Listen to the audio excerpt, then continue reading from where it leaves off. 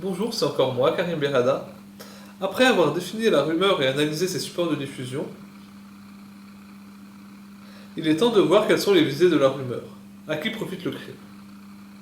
Discours éphémère, effervescent, ponctuel ou latent, la rumeur légende est d'abord un outil de contrôle social, comme le montre Martine Roberge dans son livre De la rumeur à la légende urbaine.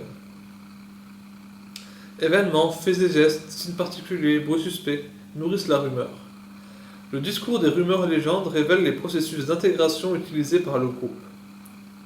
Par les exemples qu'il véhicule, il veut contrôler les comportements individuels en montrant que les écarts de conduite, les transgressions des normes prescrites, entraînent aussitôt celui qui s'en rend coupable vers un état de marginalité.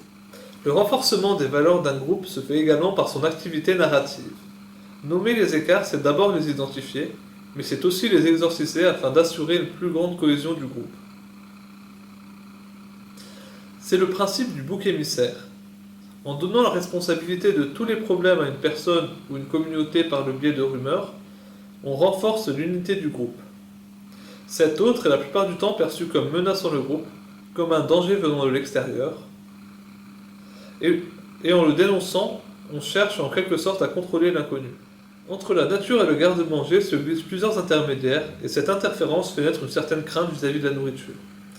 De ces craintes et de ces inquiétudes émergent lentement les rumeurs qui remplissent une fonction d'information et d'explication, comblant ainsi les maillons manquants de la chaîne alimentaire.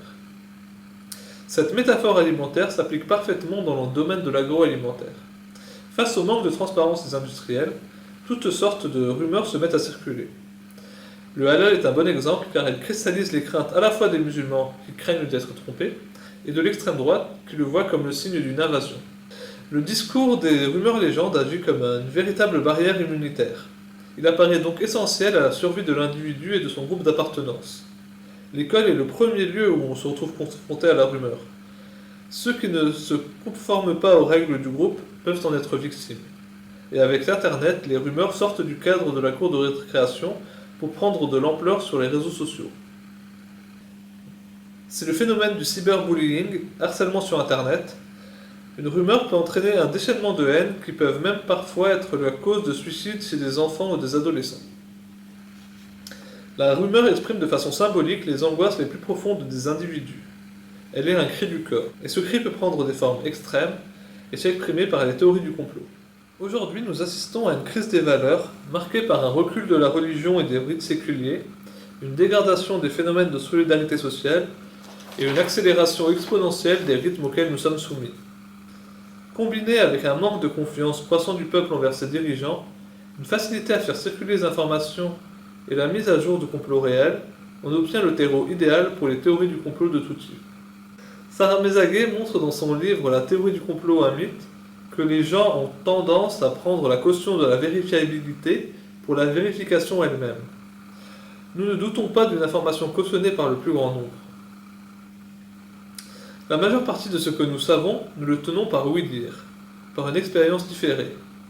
Donc plus une rumeur traverse le corps social, plus elle est diffusée, plus elle convainc.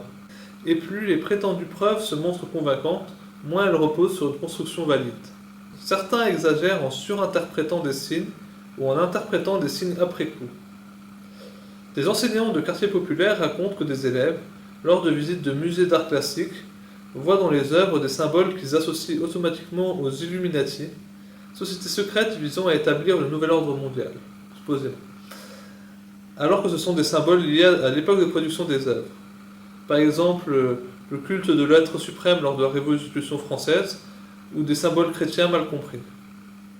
L'orgueil d'en savoir plus qu'autrui, d'avoir mieux compris, ou, le cas échéant, la pression sociale qui s'exerce pour ne pas passer pour un naïf, est un des ressorts essentiels dans la diffusion des théories du complot.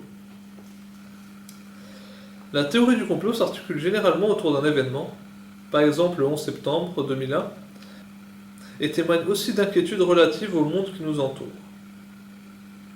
Contrairement aux lanceurs d'alerte qui se basent sur des éléments scientifiques ou sur des observations sérieuses avant d'informer le public, elle se caractérise par l'idée que la vérité est ailleurs et que l'on nous ment. Elle s'appuie sur un discours binaire avec d'un côté les innocents au sens du terme et de l'autre les méchants, puissants qui complotent derrière notre dos. Illuminati, francs-maçons, juifs ou américains. La théorie du complot tire sa force de ce qu'elle abolit le hasard, les processus historiques, les erreurs humaines, les imperfections, et fait croire que tout est voulu, tout est écrit, tout est pensé quelque part, tout est planifié, qu'il y a des responsables uniques au malheur du monde. C'est une vision très déterministe qui encourage une passivité négative face aux problèmes du monde. Comme le montrent les climato-sceptiques qui remettent en cause le réchauffement climatique prouvé de manière irréfutable et sapent les efforts visant à réduire la pollution. Entre ces deux visions, dans le doute, les gens choisissent l'inaction. Les théories du complot deviennent alors une béquille intellectuelle dangereuse, un refuge pour la paresse intellectuelle. Certains en profitent en donnant des réponses simples aux inquiétudes de tous, en pointant du doigt l'autre, et sont à l'origine de rumeurs extrêmement nuisibles. La rumeur peut aussi être appréhendée de manière plus ludique. Nous verrons ici comment certains détournent la rumeur dans un but humoristique ou artistique.